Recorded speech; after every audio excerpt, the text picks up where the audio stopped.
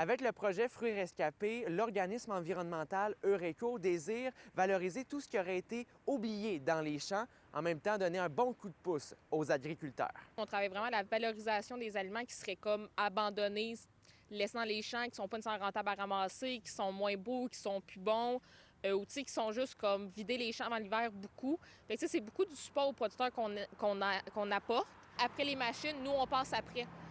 Mettons, même pour les patates, c'est la même chose. C'est sûr qu'habituellement, la majorité des patates sont ramassées, mais des fois, on a quelques-unes qui passent à travers les grilles. C'est sûr que avec des bénévoles comme ça, nous, moi, j'aurais pas commencé à essayer de ramasser ça moi-même.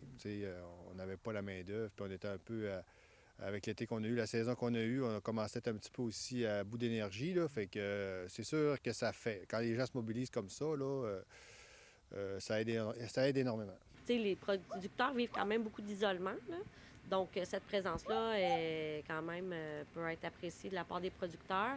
Nous, notre présence, on s'est formé dans le sens qu'on n'arrive pas là-bas n'importe comment. Donc, on est vraiment respectueux des lieux, tout ça. Donc, pour les producteurs, bien, ça peut être pratique pour revendre une partie de ces récoltes-là. Les récoltes sont divisées en parts égales, tout le monde y gagne. Le tiers est donné aux producteurs, un tiers est donné aux bénévoles, évidemment, puis un tiers est donné à des organismes en sécurité alimentaire. Fait que là, on travaille à l'entremise de la moisson du Lac-Saint-Jean qui fait de notre distribution avec différents partenaires aussi. Puis en fait, toute cette nourriture-là va aller aux personnes qui en ont besoin là, pour justement se nourrir d'aliments frais et locaux, en fait, là, parce que c'est plus direct que beaucoup d'autres méthodes. Nous, on les ramasse au champ, puis souvent, sont distribués par le soir ou la journée d'après, souvent. Par exemple, si on va récolter à Saint-Fulgence, on va prioriser de distribuer le plus localement possible. Surtout que cette année, avec les gels qui sont quand même un peu tôt, c'est dur sur certains légumes. La poisson cet été n'a pas été super. La météo n'était pas facile sur les producteurs cette année.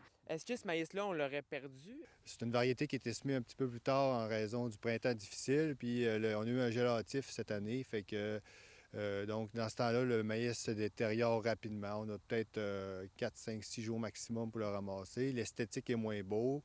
Les épis sont pas très grands non plus, donc moins intéressant d'un point de vue commercial. En plus d'aider les agriculteurs, Fruits rescapés s'adresse également aux citoyens et citoyennes qui possèdent un arbre fruitier à la maison ou bien un jardin et qui désirent un peu d'aide.